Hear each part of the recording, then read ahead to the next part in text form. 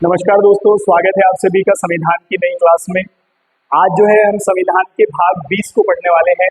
और संविधान का भाग 20 संविधान संशोधन की प्रक्रिया का उल्लेख करता है। ठीक है, तो अगर हम बात करें संविधान संशोधन की, तो भारत का संविधान जो है एक अपरिवर्तनीय जो है दस्तावेज नहीं, ऐसा दस्तावेज नहीं कि जिसको परिवर्तित नहीं किया जा सकता। भारत का संविधान जो है समाज की इच्छाओं और आकांक्षाओं का प्रतीक है, ये आप यहाँ से याद रखेंगे। अतः इसका अर्थ ये है कि संविधान में समय समय पर जो है जैसे हमें जरूरत पड़ती है या समाज की जो इच्छाएं आकांक्षाएं हैं उनके आधार पर हम संविधान में परिवर्तन कर सकते हैं। इसीलिए संविधान में एक भाग 20 जोड़ा गया जो कि संविधान संशोधन की प्रक्रिया का उल्लेख करता है। हमने संविधान संशोधन की प्रक्रिया को दक्षिण अफ्रीका के संविधान से लिया है, ये भी एक प्रश्न बनता है। ठीक है, अब हम बात करते हैं इसके अंदर कितने आर्टिकल हैं। तो आप याद रखेंगे संविधान के भाग 20 के अंतर्गत केवल एक अनुच्छेद आता है, एक आर्टिकल है, वो है 368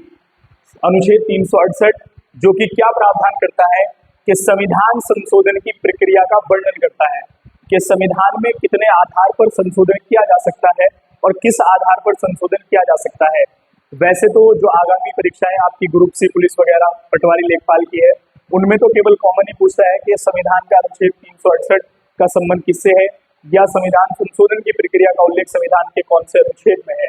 तो केवल नॉर्मली पूछता है। ठीक है, लेकिन हम बात कर रहे हैं संविधान संशोधन की प्रक्रिया का वर्णन, तो यहाँ से आप ध्यान रखेंगे कि संविधान में 3 जो है वर्ग बनाए गए हमने, मतलब हम 3 वर्गों के आधार पर 3 तरीके से जो है संविधान में संशोधन कर सकते हैं। हमने 3 वर्गों में संशोधन की प्रक्रिया को बांट दिया है और उसमें आप समझते हैं, सबसे पहले हम बात करें साधारण बहुमत से संशोधन, विशेष बहुमत से संशोधन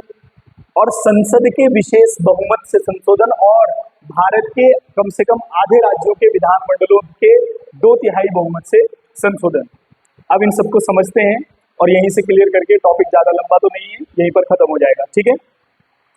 अगर हम बात करें साधारण बहुमत से संशोधन, तो कौन से संशोधन ऐसे हैं जो साधारण बहुमत से किए जाते हैं और पहले प्रक्रिया क्या है साधारण बहुमत से संशोधन करने की, तो आप समझते हैं। इसमें संसद के दोनों सदन, राज्यसभा और लोकसभा,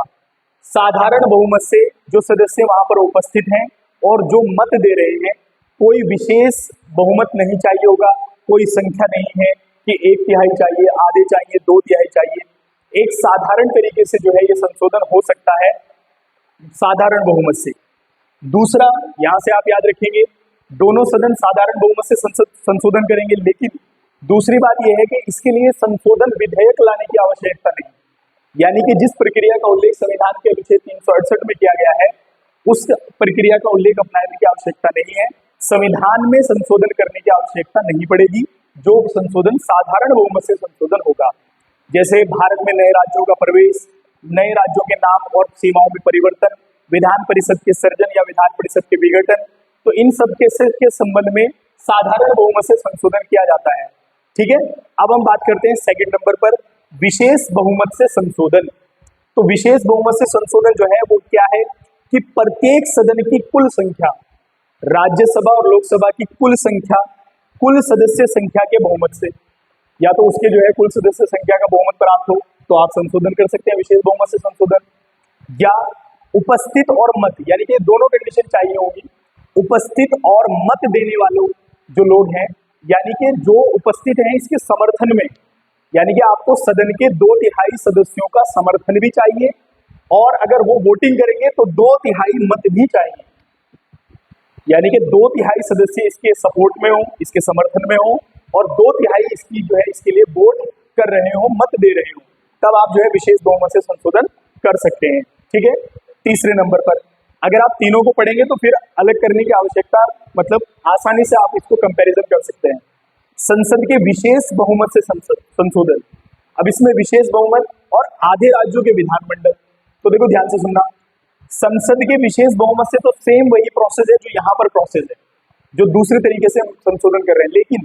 इस संशोधन में तीसरे वर्ग के संशोधन में ये आएगा कि कम से कम भारत के आधे राज्य, कम से कम आधे राज्यों के विधानमंडलों द्वारा ये संशोधन विधेयक जो है 2/3 बहुमत से पारित हुआ हो,